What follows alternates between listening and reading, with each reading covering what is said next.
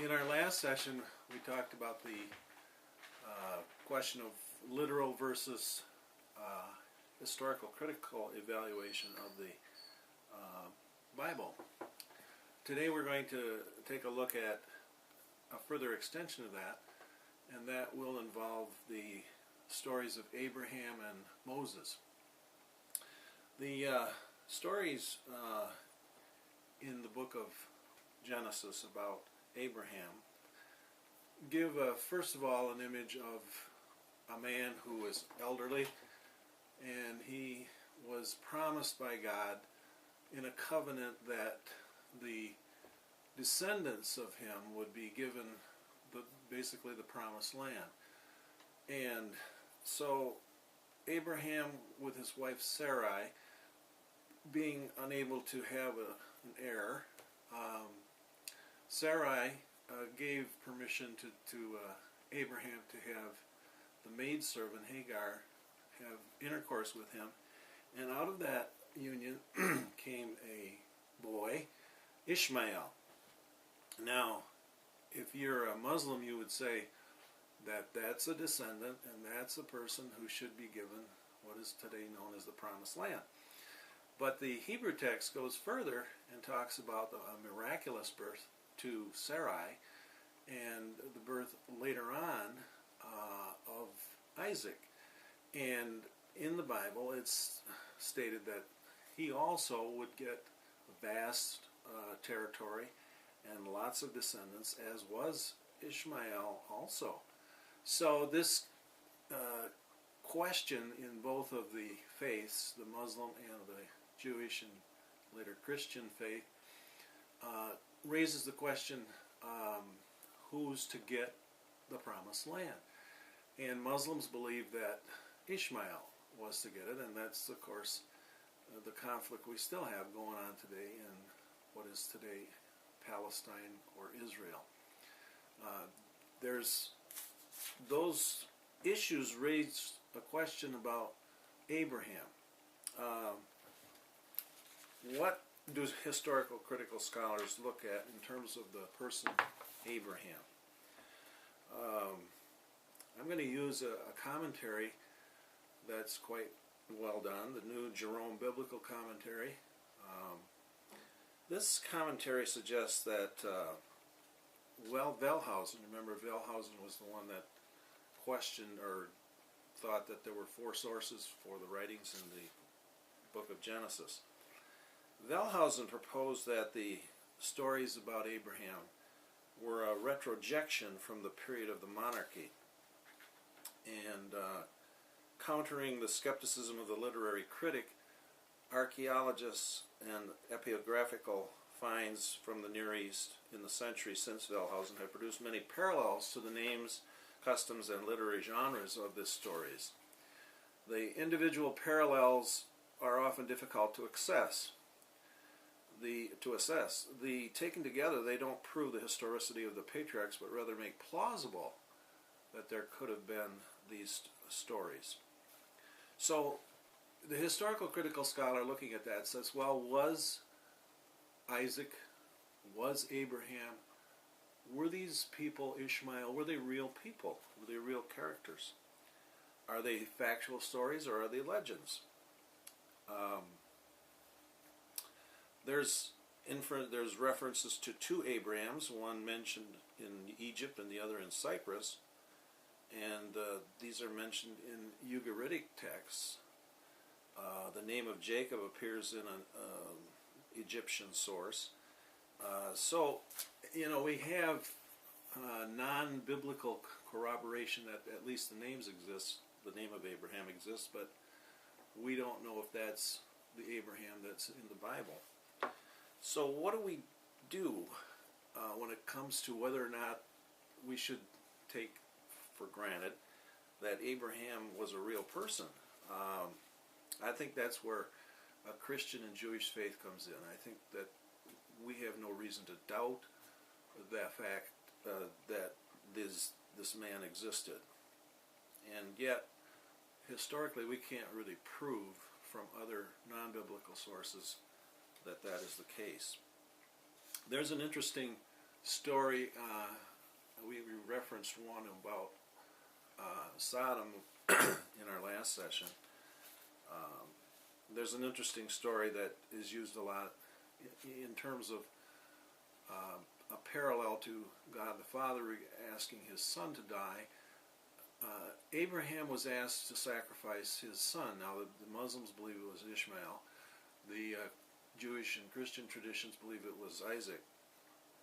And even in the New Testament, the author of the book of the Epistle to the Hebrews states that by faith, when Abraham was put to the test to do this, offered up Isaac, and he who had received the promises was ready to offer his only son. And according to the author of Hebrews, Abraham was supposed to have reasoned that God was able to raise even from the dead. So that's a scriptural reference from the New Testament, that Abraham had faith that God could raise his son Isaac back from the dead, and therefore it was fine to go ahead with this sacrifice of his own son. But when you look at what is called intertestamental explanations, how much of Hebrews is inerrant?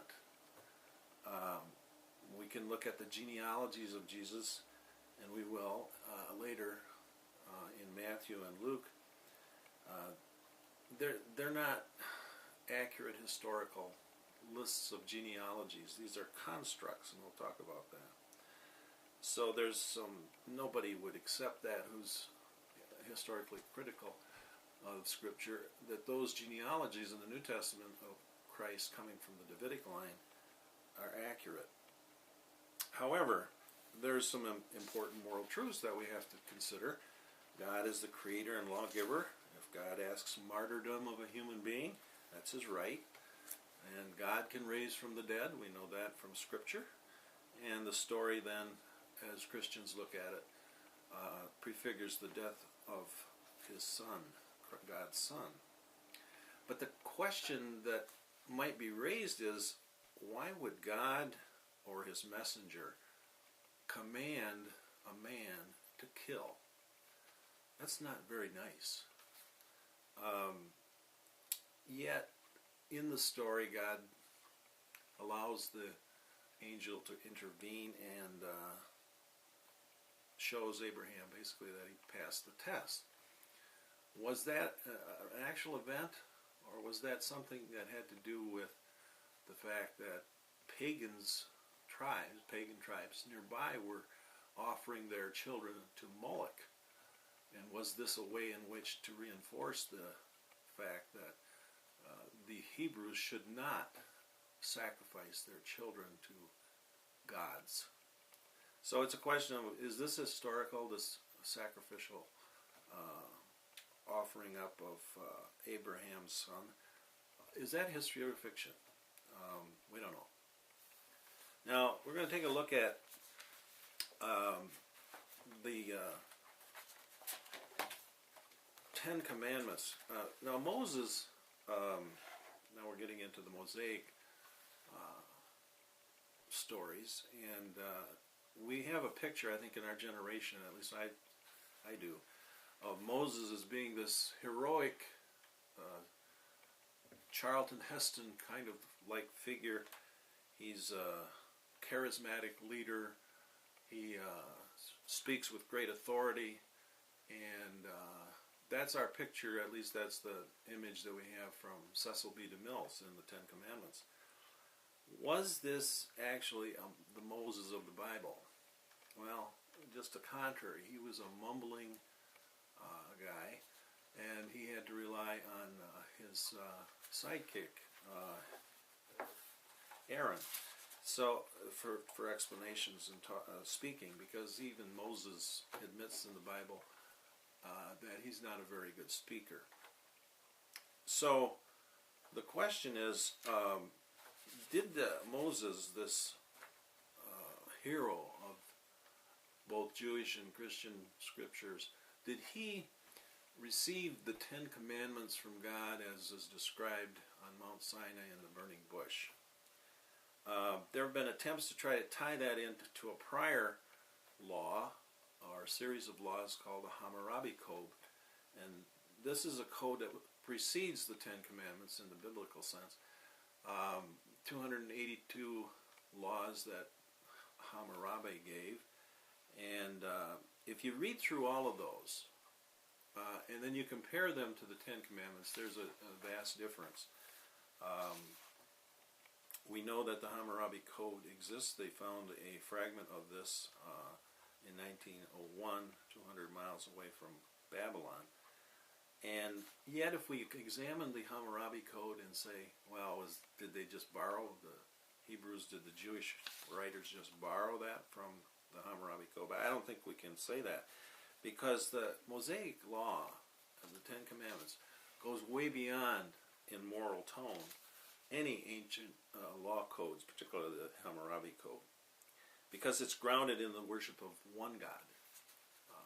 So there are ethical principles that spring from this law, the Ten Commandments, toward the one true God. Now, did God then, to answer the question, quoted from a historical critical point of view, receive the Ten Commandments on Mount Sinai?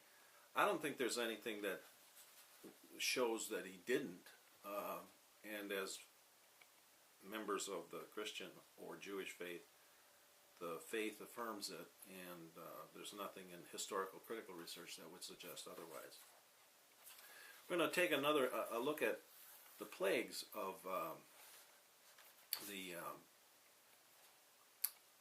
when Moses confronts Pharaoh. There are 10 plagues. The water turns to blood, and then the frogs and gnats and flies, death of livestock, boils, thunder and hail, locusts, darkness, and death of the firstborn of the Egyptians. Now, the book of Exodus, this is the second book of the Torah, the second book of the Bible, paints these events as miracles, direct interventions by Yahweh against Pharaoh. We don't know what Pharaoh it is. We think it was Ramses II, but the Pharaoh is simply not mentioned by name. Now, we can go back before that, and we can see that because the Jewish slaves were working with straw and making bricks, and one of the punishments that Pharaoh dished out to the Israelites was to pull the straw away and then make bricks just with clay, and that was somehow going to be harder. A lot of things were built with just clay, and they're just as strong as with straw. So that historical critical look at that would say maybe that's just a dramatization of a punishment. Did it actually occur? Who knows? I question it. And the word miracle, that what we understand of miracle today, the Hebrew words that are translated in English as miracle are mopet and at. And these don't refer to anything what we consider miraculous. The ordinary workings of nature are often attributed directly to God in the Old Testament: storms, famines, and plagues. Even today we call natural disasters in our insurance policies acts of God. So there's little sensitivity to secondary causality, and the distinction between the natural and the supernatural is frequently tenuous. So what are we to make of the 10 plagues? The fundamentalist view is that of what you see in the Ten Commandments by Cecil B. DeMille, very specifically as the Bible describes the 10 plagues. And yet there are other views that historical critical scholars look at. They look at some of the plagues could have been natural phenomenon that nature provided. So we won't go into all of those, but if you look at how the sequence goes, the fifth plague, pestilence, could follow the demise of the fourth plague's flies and gnats, and which could have arisen following the death of the frogs and so forth. The ninth plague was a horrible darkness which for 3 days covered all of Egypt. The immediate cause of this plague was possibly the Hamsin, south or southwest wind that was charged with sand and dust, and it blows about the spring equinox and at times produces darkness. So, when we get into those plagues, we have to kind of say, well, maybe there was some natural phenomenon going on there. Now, the crossing of the Red Sea, that's another historically looking miracle. In Cecil B. DeMille's Ten Commandments, we have water to the right and to the left and so forth. Now, we don't know where that crossing occurred even today.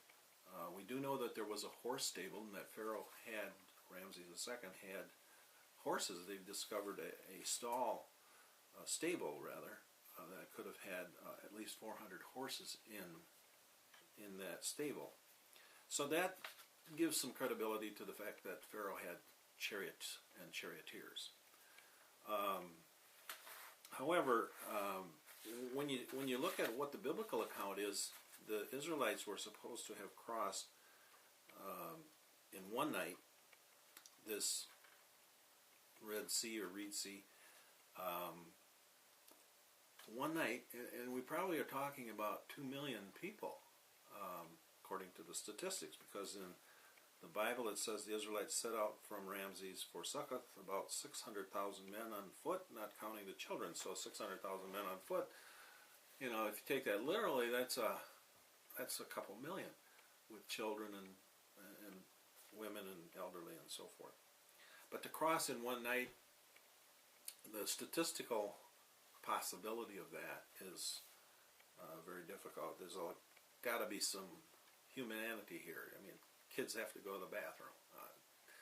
There has to be some kind of movement that goes on rather quickly in terms of sheep and cattle and whatever they were taking. So that's a pretty exaggerated account, and highly unlikely that ever occurred in the way that it's described. And also, we have to look at the number. Pharaoh had 600 of his best chariots. Now, when you look at the 600 and then the 600,000 Israelites that crossed over, 6 has a symbolic meaning in Scripture. We're going to talk about symbols and numbers in Scripture and what they meant to people in those days. They didn't mean specifically what they said they meant. So those are some of the questions that are raised about the crossing. There's also a question of whether there were that many, or that there was a huge following of people that went across to escape Pharaoh. The book of Joshua paints a picture of when the Israelites crossed into the Promised Land, that there was, in the book of Joshua, for example, Joshua 10 paints a gruesome picture of Joshua's army putting the sword, the king, and every person in Makkedah. The Israelites did the same to the king of Libnah, leaving no survivors. Chapter 13 lists 31 kings and their peoples conquered. Presumably every person was killed in a massive, terrifying onslaught. And according to this biblical account in the book of Joshua, that's the 6th book in the Bible, this abhorrent disregard for human life in the name of Yahweh is how Israel came to be a nation. So the question raises the issue of the morality of Yahweh himself. I mean, killing women who are pregnant, everything. What kind of a God would command the chosen people and his leader to do that? So there's a big question there about whether or not all of what is described in the book of Joshua is really actual history. And there seems to be no archaeological evidence other than for maybe one or two towns that any conquest of that kind ever occurred. Now, there are a lot of theories about this conquest. One is that it's called the conquest hypothesis, and it agrees for the most part with the biblical narrative in Joshua, but it's not accepted by historical critical scholars. Another one is called the pastoral nomad hypothesis. According to this hypothesis, early Israel evolved from pastoral tent-dwelling nomadic groups to agriculturally stationary tribes. That is not necessarily accepted either by historical critical. There's the peasants' revolt. According to this view, and this hypothesis suggests that the Israelites consisted of oppressed Canaanite peasants who revolted against city-state control and found freedom and religion in the countryside. And this hypothesis has some supporters among historical critical scholars. But I think one of the best hypotheses is called the Moses group hypothesis. It's advanced by an Old Testament scripture scholar, Anthony Soresco. And what he suggests is that Israel in the Promised Land was actually formed by a loose federation of tribes that wandered into the desolate hill country to avoid the oppressive government and social strata found in the surrounding land of Canaan.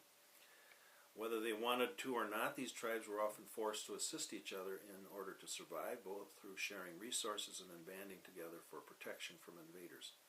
It is most likely that a group of slaves who managed to escape from Egypt eventually found their way to the hill country that has become Israel. And one of the components that went into the creation of Israel was the Moses group, or the Exodus group, writes Soresco. The present shape of their stories of rescue from Egypt identifies this group as Israel. Now, the Moses group was not Israel. Israel came into being only later. The great majority of those who eventually became Israel were indigenous and diverse groups of Canaanites. So there is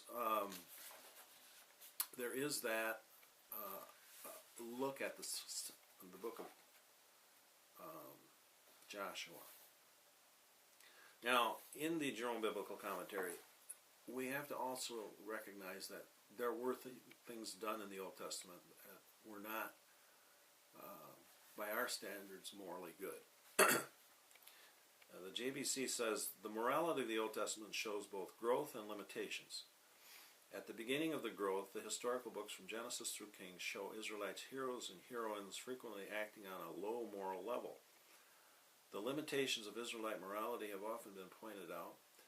They include the acceptance of slavery, polygamy, and divorce, the double standard of sexual morality, a remarkably intense hatred of foreigners, inhumanity in war, and a certain laxness in regard to telling the truth and theft. In these instances, Israelite morality fails to rise entirely above that of its world. So, we're going to see, as we look further into the Bible, that moral growth begins to get refined and much more clear, certainly, and ending in the culmination of the Christian ethics that Christ taught, the Christian morality of the Beatitudes. So we'll be looking at another segment in our next session.